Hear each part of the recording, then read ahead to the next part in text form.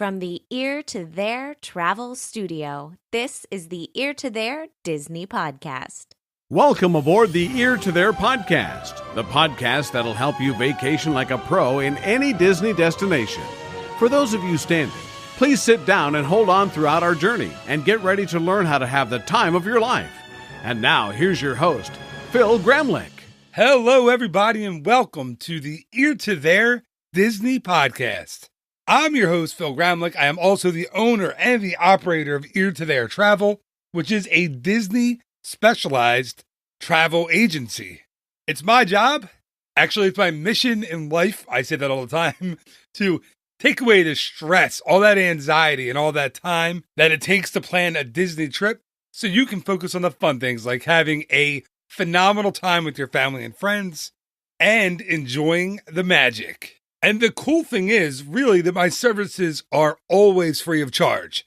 So from getting you the best possible package price or the best price on your hotel reservation, to setting up your dining plans, setting up your dining reservations, fast pass reservations, golf tee times, special event tickets, transportation to and from the airport, rental cars, flights, whatever you need, I will take care of all of that at absolutely no extra charge to you. Think of me as the Luke Skywalker to your Rey from Star Wars The Last Jedi, although I think I will be a little less grumpy than Luke is in this new Star Wars movie. That's all I'm going to say about it. No spoilers here. Just he seemed a little grumpy in that movie. I guess I expected more of the chipper Luke that we saw at the end of Return of the Jedi. I mean, look, Return of the Jedi, his dad just died. Spoiler alert, if you haven't seen the movie, it is like 35 years old.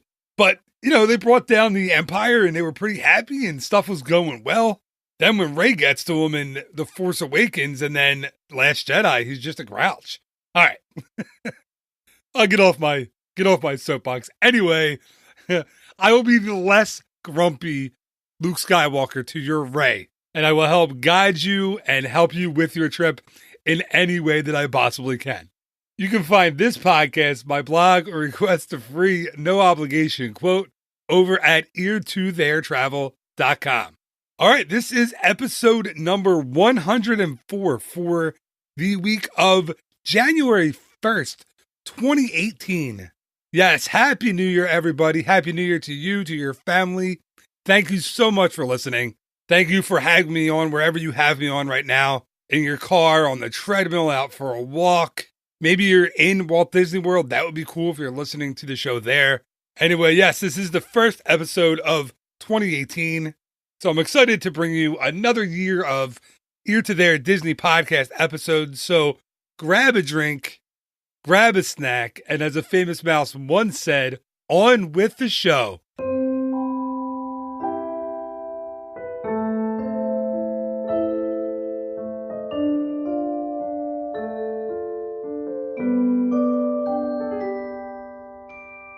Now, before I get into the topic this week, which of course will be the 2017 Ear in Review.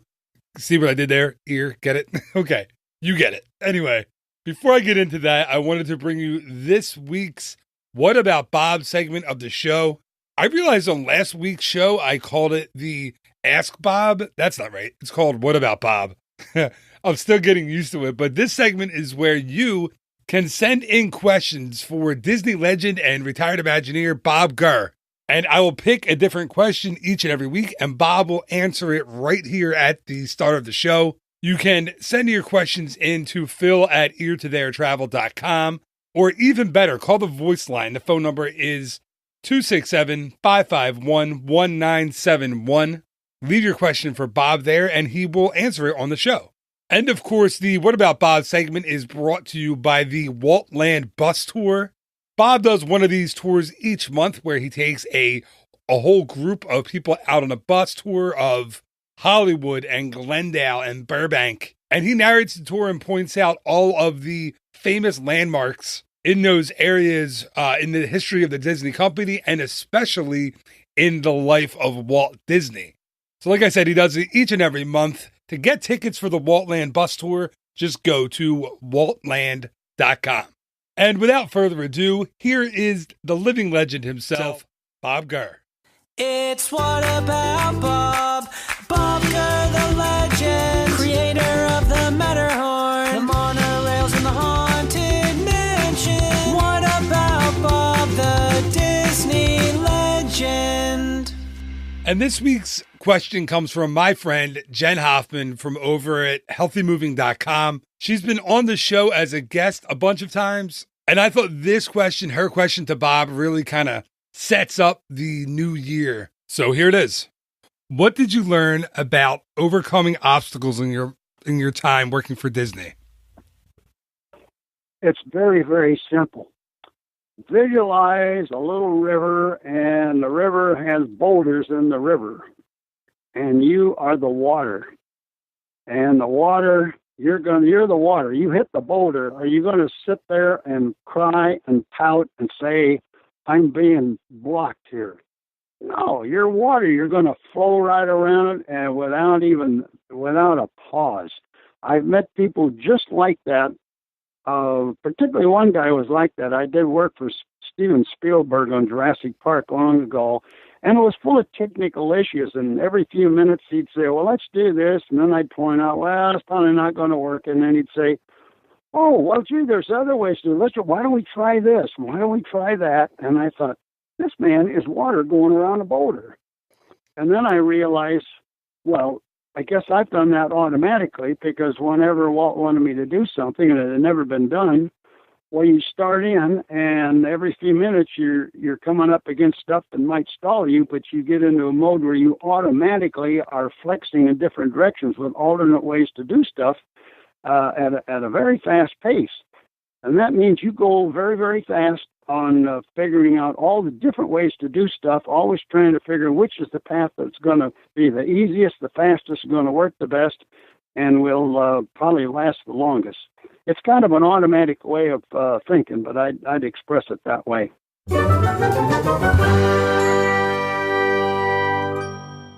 What better way to start off the new year than to listen to Bob Gurr talk about how he sees an obstacle or a roadblock? Thank you to Bob for that answer and for always coming on and answering people's questions. It is really so cool to have Bob answer questions at each and every episode. And again, if you want Bob to answer your question, just call the voice line. That phone number is, again, 267-551-1971. Or you could always email me your question, which a lot of people do, at phil@eartotheretravel.com.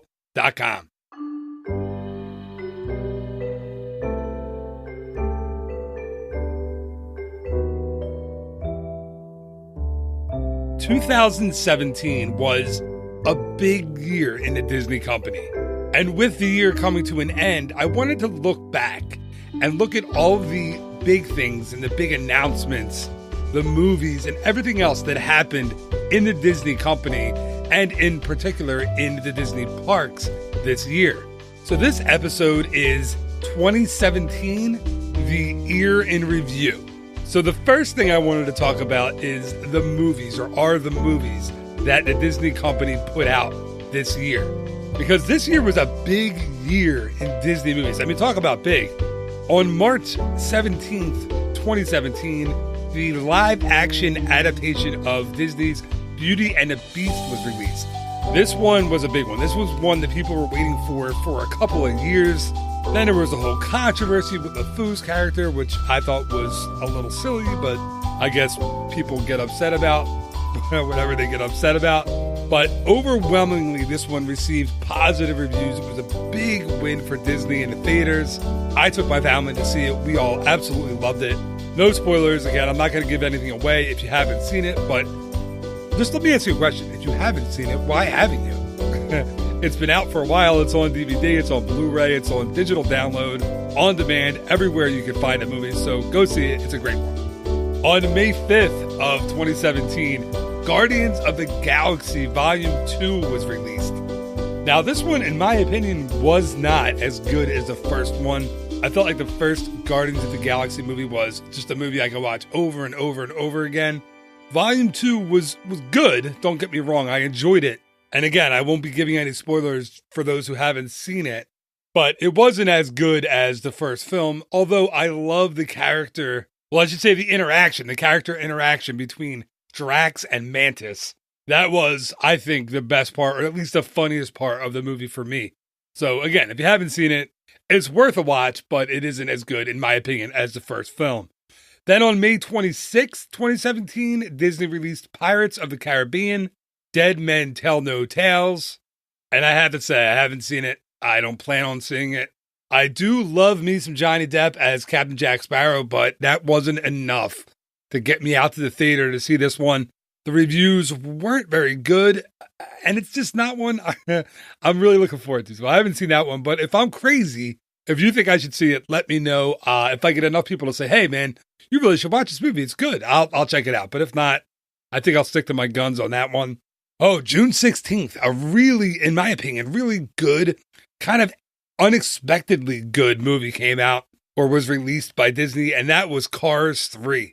After the disaster and the debacle that was Cars 2, I don't get Cars 2. I watched it with my kids before we watched Cars 3, thinking that it would kind of be a continuation of that story. Thank God it wasn't. It was much more of a kind of a sequel to the first one, with the second movie almost never happening. Yes, there were elements. Again, I'm not going to spoil it. There are elements from the second film, things that happen in the second film that they refer to in the third film. Actually, a pretty important plot element. But Cars 3 was really, really good. I didn't expect it. Cruz Ramirez became my kid's favorite new character. We got to meet Cruz, well, as much as you can meet a car character, out in Disneyland over the summer. That was very, very neat for them. So yeah, Cars 3, if you haven't seen it, it's really good. Again, it's not, I didn't expect it to be as good as it was. And yeah, you really connect with the characters, which again is strange because they're cars, but they're like human cars. I don't know. Go see it. Trust me. You don't have to go anywhere. Just go on your phone or your smart TV or your computer and you can get it right now. Actually, listen to the end of this podcast first, then go get it. All right. On July 7th, Spider-Man Homecoming was released, and that movie is, well, I can't think of a better word. It's awesome. I mean, if you haven't seen it, stop. This one, you should stop the podcast for. The podcast will be there when you get back. Just pause it, stop it, whatever. And right now, go watch Spider-Man Homecoming. It's not just for kids. It's not just for comic book fans. It is the best Spider-Man movie I think they've made so far. Yes, I am counting Tobey Maguire and then those, what was that guy's name? Tom Huddleston? Yeah, those movies weren't very good. The Tobey Maguire one, the first one anyway, was good. The second one was really good, Spider-Man 2. This one, the Spider-Man Homecoming, is better than both of those Tobey Maguire movies. It's Spider-Man as a kid, as he's supposed to be. It's a phenomenal movie. And again, you don't have to be a Marvel fan. You don't have to be a comic book nerd. I don't know a ton about comic books. I don't know a ton about, comic book characters. But I love the movies. It's a great, great movie. Spider-Man's super cool. And again, he's a kid, and that's what he's supposed to be. So yeah, go right now, watch Spider-Man Homecoming. Okay, you're back. How was Spider-Man Homecoming? I told you, right? Awesome. Okay, moving on. On November 3rd, Thor Ragnarok was released to really good reviews. A lot of people love that movie. I have to admit, I haven't seen it yet. It's one that it's been on my list for a while. I just haven't gotten to see it because I go to movies with my kids. And this one is a little kind of advanced, I guess, for 7 and 5-year-olds. So again, awesome reviews for this one. I'm really looking forward to seeing it, but that will be a video. Like, oh my gosh, I can't get with the times. This will be an on-demand viewing for me for sure. I mean, I'm old, but I'm not that old. I'm not 70, 80 years old. Like I say VCR still. No, I don't say VCR. Anyway, all right. So on November 22nd, of course, the Disney Pixar film Coco was released, and I hadn't gotten to see it for a while. I didn't see it in November at all. We got to see it a little more than a week ago with our kids, and I have to say, I loved that movie. It is, and for lack of a better word, because I don't know what other word would describe it, it is just a beautiful, beautiful movie. Everything about it, the animation's amazing, the voice acting's just spectacular, the story, incredible. I got a little choked up at the end. Yeah, I got a little bit dusty in the theater, I have to admit. I think most people did. I don't think my daughter got a little teary-eyed by watching this one. She actually got it. So yeah, it's one of those ones that there wasn't a dry eye in the house at the end, but it's a really good movie, and it's a great movie, and it's sad but happy at the same time. I don't want to give it away, but you'll have to see it if you haven't. Disney and Pixar hit it out of the park with this one. Moving on to December 15th, of course, one of Disney's biggest films, or its biggest film of the year. And I mentioned it at the start of the show. Star Wars The Last Jedi was released. And this one got, listen, I'm going to say one thing, 91% on Rotten Tomatoes. That's a pretty good score, especially when you compare it to The Return of the Jedi, which only got 80%. And yes, I'm well aware that Rotten Tomatoes wasn't around when Return of the Jedi was released. But still, 91% is a pretty good score on that site. Again, I'm not going to spoil anything for anyone. I really, really like the movie. Actually, I would almost say I loved it. It's one of my top 3 or 4 of the, what is there, like 35 Star Wars movies out now. And you know what it is? It's in my top 3. I go Empire Strikes Back, New Hope, and then The Last Jedi. I thought it was that good. So if you haven't seen it, go see it. The performances are all awesome. I know a lot of people give Adam Driver kind of grief for his portrayal of Kylo Ren or Ben Solo. Spoiler, if you haven't seen Force Awakens. I guess I should have said that first. Anyway, Kylo Ren, I think Adam Driver is phenomenal as, the kind of conflicted bad guy. And it's a really good movie. So, and again, if you haven't seen it, go see it. Give Disney more money. They definitely need it. Anyway, that's it as far as the big releases that the Disney company put out this year as far as movies go. I was going to get into television, but let's not do that. There's a lot of TV, a ton of TV that Disney puts out. I just wanted to mention a couple things. Like on August 12th, DuckTales, the rebooted DuckTales, premiered on Disney XD, I believe. I watched it with my kids. We've seen a bunch of episodes. Is it good? Yeah, it's fine. Is it as good as the original DuckTales? Not even close. The original DuckTales kind of had, and maybe it's because I was a kid, but it has this element to it that the reboot doesn't have. Maybe it's the animation, maybe it's the voices, I don't know. But it does a good job of bringing back the characters, but it doesn't recapture that, almost the magic that the first DuckTales series had. Oh, but before that, actually, on July 21st, Descendants 2 premiered. If you don't have little girls like I do, you may not know what the Descendants is or are. Basically, the Descendants are the descendants, the children of the heroes and the villains from the animated Disney films. So the movies, Descendants 1 and 2, are about the lives of those kids. It's more complicated than that, sure, but that's what I get out of it.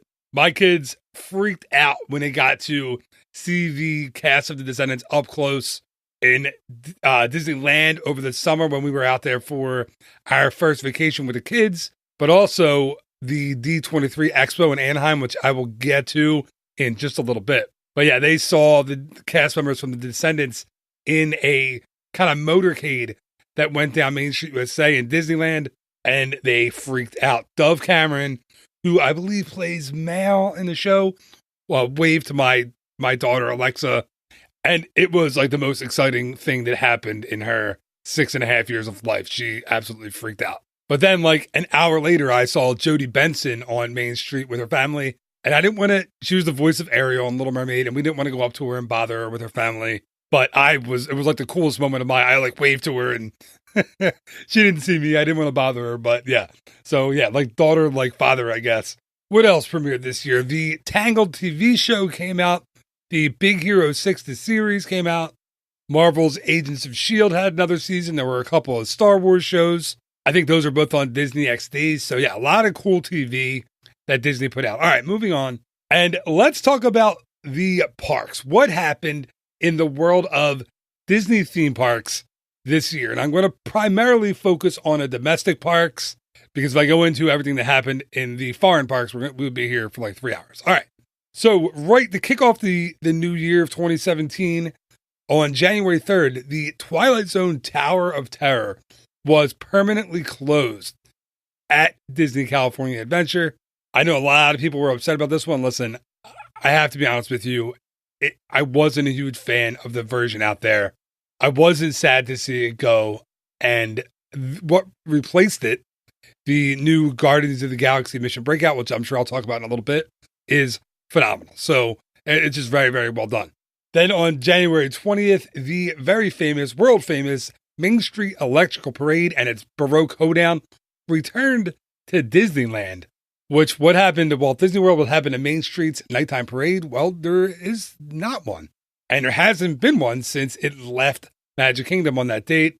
It's a little bit of a bummer, I have to admit, going to Magic Kingdom at night and not getting a nighttime parade. Hopefully that is remedied soon. On January 29th, Fantasy in the Sky had its final performance out in Disneyland. And on February 3rd, Remember Dreams Come True returned to Disneyland. On February 17th, 2017, Rivers of Light premiered at Disney's Animal Kingdom after what seemed like about a 10-year construction phase. Listen, that show was a mess until it got started. It was a mess once it got started. It was just, oh man, that was a nightmare, a construction nightmare for Disney. I know it's been well received since its debut. I personally don't love it. I don't. I'm a big, I'm the biggest Disney fan. If you've heard this show, you know that. But you also know that I'm going to give you my honest opinion on everything, and it's not something I love. It's actually not something I stuck around for, with my kids to see on our last trip. I like the idea of it, don't love the execution of it. I think it's a fine show. I get the limitations that they have at Animal Kingdom with the animals, but to me, I left feeling a little bit underwhelmed. Okay, moving on to February 24th, out at Disneyland, the Village House restaurant was temporarily rethemed as the Red Rose Tavern. That, of course, was due to the release of the film I talked about earlier on, Beauty and the Beast. That was supposed to be a very quick kind of temporary redo. And the film was so good and so popular, and the restaurant, the retheme, was so popular, it stuck around a little longer. So then on March 12th at Walt Disney World, Miss Adventure Falls opened at Typhoon Lagoon. On April 30th, the Incredibles Super Dance Party had its last performance at Magic Kingdom in Walt Disney World. Then on May 11th, Wishes had its final performance at Magic Kingdom. That was another one. So many people were so sad to see it go, myself included. I know it was there for, more than a decade. I know it was a lot longer than a decade. I know it was a very popular show. It actually kind of became synonymous with nighttime at the Magic Kingdom. Hearing this song, Starlight, Star Bright, First Star. Yeah, okay. Yeah, that's enough. But it was just this show that seemed like it was going to be there forever. Well, it's not. It closed on May 11th. And of course, on May 12th, the very next day, we had the premiere of Happily Ever After at Magic Kingdom. That one was simulcast all over the internet. It was really cool to see that live. I wasn't one of the ones crazy enough to go on opening night at Magic Kingdom. I did get to see it later on in May, towards the end of May live. It was still a Crazy Town USA in Magic Kingdom at night by then. I don't know how much the crowds have died down really at night for that show. It's been a big hit. I have heard that some people have complained that it's more of a projection show. You need to be close to the castle to see it. And that's true. I don't get the same effect, say, seeing it at down near the train station on Main Street or seeing it from the side of the castle. You kind of need to be closer and in front of the castle to get the best view of it. You certainly can't see the projections from the top of the world over to Contemporary. I get why that's a bummer to some people, but it was time for a change. It's a beautiful show. It's very, very cool. So that's all I have to say about that. All right, moving on to May 26th, when Disney Movie Magic premiered at Disney's Hollywood Studios. Again, this is a lot more of a projection show that projects onto the Chinese theater. It's a good show. They also have the Star Wars show when you go for the galactic events. They're good shows. Oh, and at Christmas, of course. I'm sure this will come up, but you have Jingle Bell, Jingle Bam, which I did not know came from, I think it's Prep and Landing, Jingle Bell, Jingle Bam. I didn't know. Okay. I found out this year while watching Prep and Landing that there's a whole thing about Jingle Bell, Jingle Bam. All right. On May 27th, Guardians of the Galaxy Mission Breakout opened in Disney California Adventure. This one is awesome. I have to admit, I loved this attraction. And I think Disney did such a great job redesigning the queue and the pre-show with Rocket Raccoon from the Guardians of the Galaxy movies. His animatronic is unbelievable. It feels like Rocket is in a room with you. I love the collector's mansion in the queue. I love all the throwbacks to all the old Disney things in cages, including Skippy and the Abominable Snowman from the Matterhorn. It's just a really well done queue, really, really well done attraction. I do get that a lot of guests think that it still kind of sticks out like a sore thumb in that park. But I think with the upcoming changes that are coming to California Adventure, I think it'll fit in a lot, more cohesively with that area soon. On the same date, on May 27th in Walt Disney World, actually over at Disney's Animal Kingdom, Pandora, the World of Avatar opened. And holy cow, did it blow everyone away and exceed everyone's expectations. I have to admit, when I first heard about it, I was a little bit underwhelmed, not by what was coming, but just by the theme, by the fact that they were going to use Avatar at all. And then being the Disney rose-colored glasses guy that I am, I started thinking about it and I thought, well, it's James Cameron, it's Disney, it'll be great. I saw it the week before for annual pass holder previews. I took my friend, I didn't take my friend Johnny Shortsleeve met me there. We did a walkthrough, we did Flight of Passage, we did Na'vi River Journey. It was unbelievable. I got off Flight of Passage and didn't know what I had just experienced. I just knew it was probably the most amazing theme park attraction technologically that I had ever been on.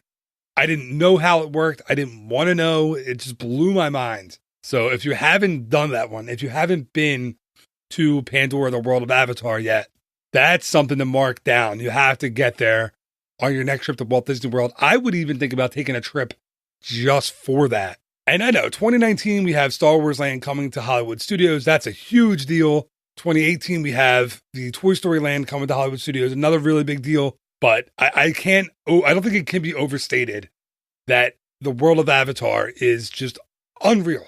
Great during the day, amazing at night. Na'vi River Journey is Pirates of the Caribbean on an alien planet, and you're completely immersed in that attraction. I mean, some dark rides you go through, you look above you, you see, speakers or fans or exhaust pipes or all kinds of stuff.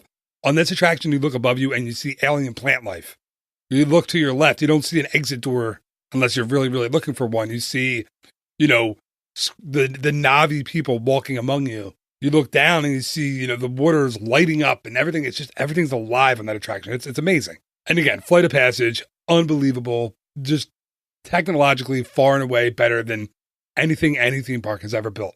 On May 29th, moving back out to the West Coast, Hyperspace Mountain closed at Disneyland.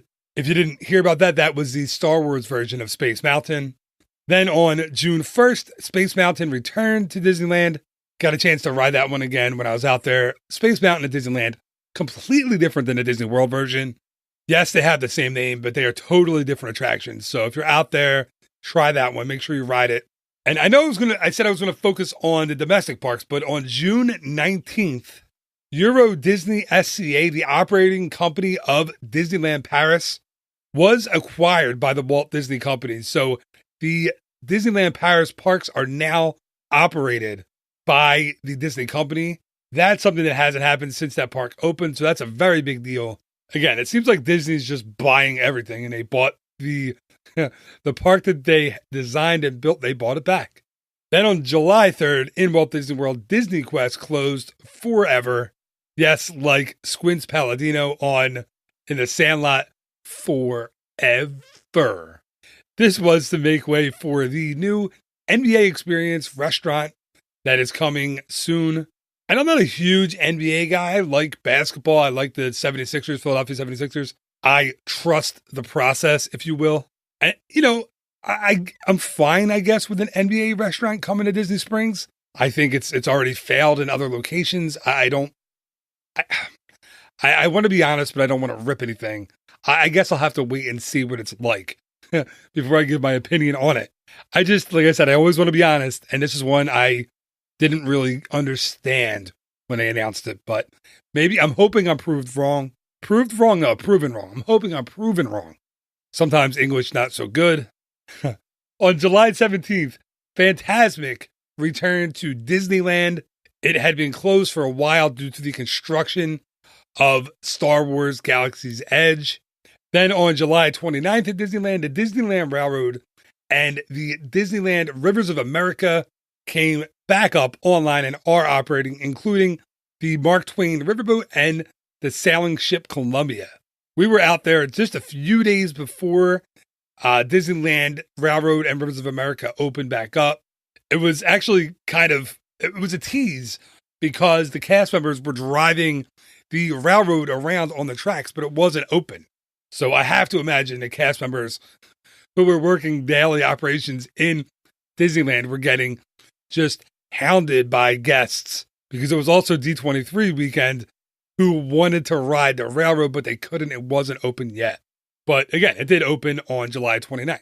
Then on August 13th, a double whammy for Disney World fans as Ellen's Energy Adventure at Epcot closed to make way for the new Guardians of the Galaxy roller coaster, and the Great Movie Ride closed at Disney's Hollywood Studios to clear the way for Mickey and Minnie's Runaway Railway. So pour one out for Ellen's Energy Adventure and the Great Movie Ride. The Great Movie Ride will always have a special place in my heart. I trained there ever so briefly in the early 2000s. I had my costume, I was all set to work, and I never actually started a day in front of guests. But I did get to memorize the spiel, so I still know that kind of by heart, and I think I'll always miss that attraction. Then on August 20th, the Pixar Play Parade had its final performance at Disney California Adventure. That was a fun parade. It's kind of a bummer that one's gone. Then a big one on September 10th and September 11th. Hurricane Irma tore through Central Florida and closed Walt Disney World for 2 days. It took minimal damage and reopened on September 12th. On November 5th, out in Disneyland, Mickey's Soundstational Parade had its final performance. That one will come back, though, in 2018. And on that same day, Remember Dreams Come True had its final performance in Disneyland. On November 6th, on the cruise ship, the Disney Dream, the Beauty and the Beast live show premiered. Now, that one is modeled after the live action film and not the animated film. And the last couple, on December 18th, the Hall of Presidents reopened in Disney's Magic Kingdom. Of course, that one was closed for a while to enhance the show and add the audio animatronic President Donald Trump to the show. And on December 31st, 2017, the last day of the year, the Flights of Wonder show, which has been operating since opening day of Animal Kingdom in 1998, is having its last performance. The big news for the parks, though, came out at the D23 Expo in Anaheim in July. All kinds of things were announced, including, of course, the name for Star Wars Galaxy's Edge. The model for the lands was introduced out there. Mickey and Minnie's Runaway Railway was introduced. The all-new Skyliner was announced that will be an all-new transportation system that's coming to Walt Disney World. All kinds of stuff was announced. There's an episode, actually, that I did with my friend Lauren Gaggioli. She and I were both at the D23 Expo. We talked all about all of the announcements. That was actually episode number 79 of the show. I'll include a link to that in the show notes. You can click on that and listen to all of the changes that are coming to Walt Disney World, Disneyland, the Disney Cruise Line, all over the place. Yeah, changes, they are coming to the Disney theme park. So check that episode out. 2017 was also a bit of a sad year for the Disney company. There were some big losses in the Disney family, including legendary Disney Imagineer Marty Sklar, who I had the opportunity to meet at the D23 Expo. What just a sweet, super nice guy he was. He passed away this year. Then, not too long after him, Exitencio passed away. Another famous Imagineer who actually wrote the songs Yo-Ho, Yo-Ho and Grim Grinning Ghosts. He passed away this year as well.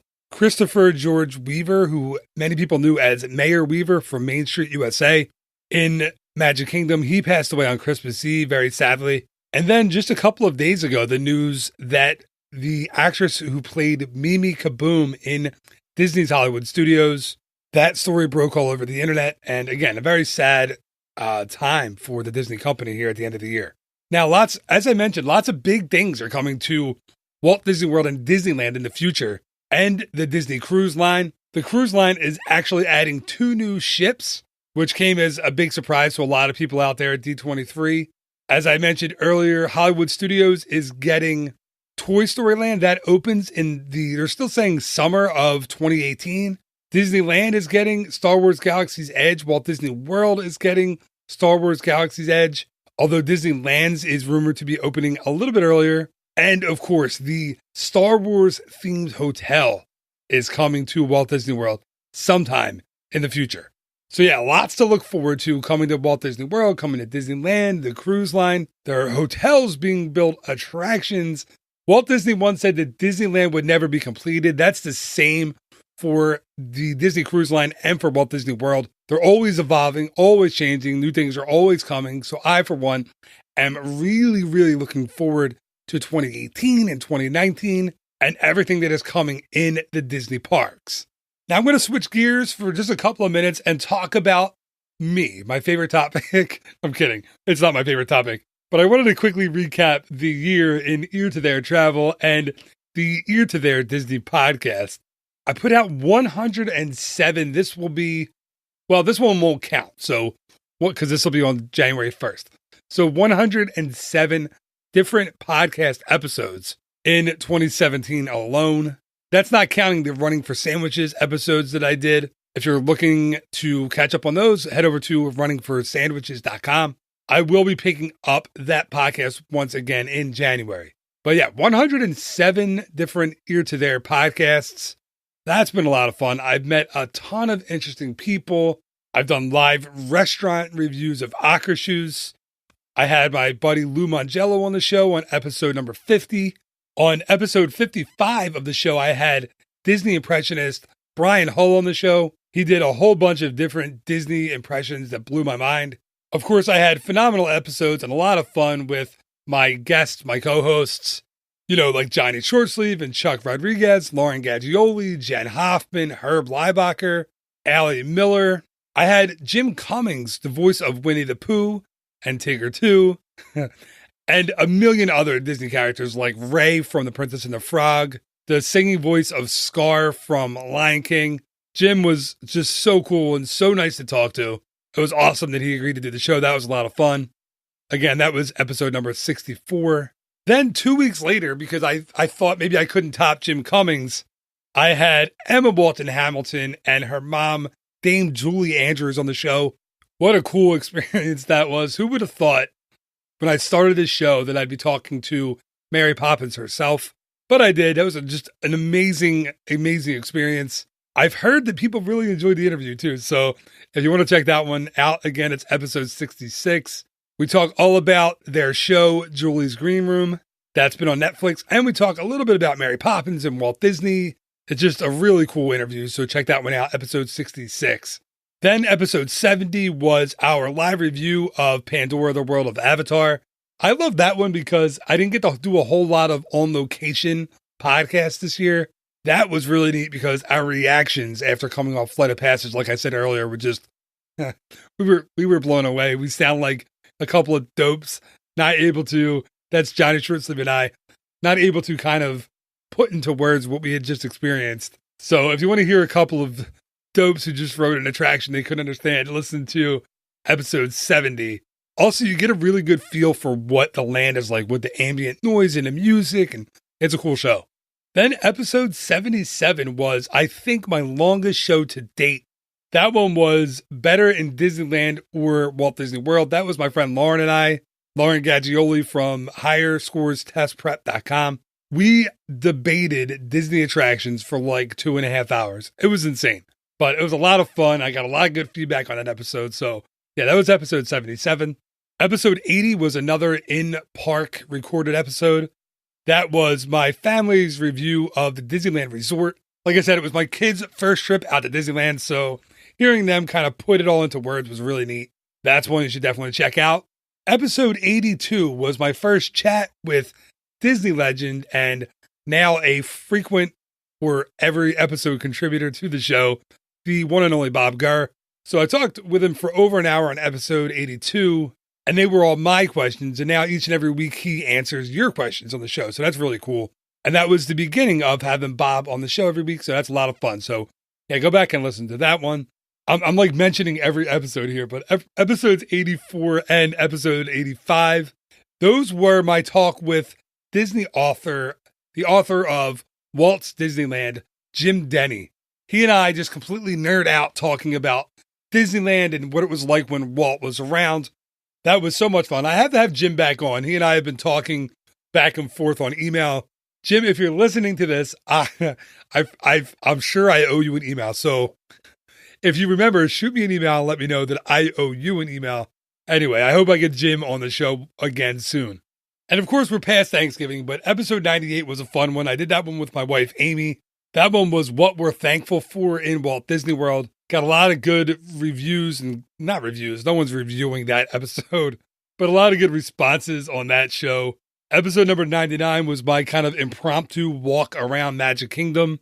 That was a fun one. That was a good one because I had no safety net. It was just me on the recorder in Magic Kingdom in the library with the lead pipe. Those last two don't make sense, but it's from Clue, okay? I can't mention every show, and I won't mention every show here, even though I almost did. But again, 107 shows this year. It was a blast. Thank you so much for listening to the show. Thank you for telling your friends about it, your family. I've had a lot of people tell me they were, turned on to the show by someone else. That's such a cool way to kind of get the word out there. So thank you in advance for telling anyone you've told about the show. And I'm hoping for me, for personally, for my company, for the podcast, for everything, for just more growth in 2018. I'm hoping if you've stuck with me this far, you'll keep sticking with me. Listen, this has been a great ride, a completely unexpected ride. I didn't go into podcasting thinking that it would be kind of, I don't know, something that I was this passionate about. I wanted to do it, but I didn't trust myself and I didn't like my voice. And here I am at official episode number 104. Like I said, I did 107 different shows, including all those Words of the Week episodes. And it's just allowed me to meet so many of you and have just build these relationships and help so many people book their trips and have fun in Walt Disney World. That's what it's all about. So again, thank you for listening. I'm not even going to do a wrap up to the show this week. Cue the music right now. There should be a slow fade in of music happening right about now, even though I'm recording this before and I hope I remember to put the music in. But thank you so much again for listening, for telling people. I know I keep repeating it, but it means so much to me.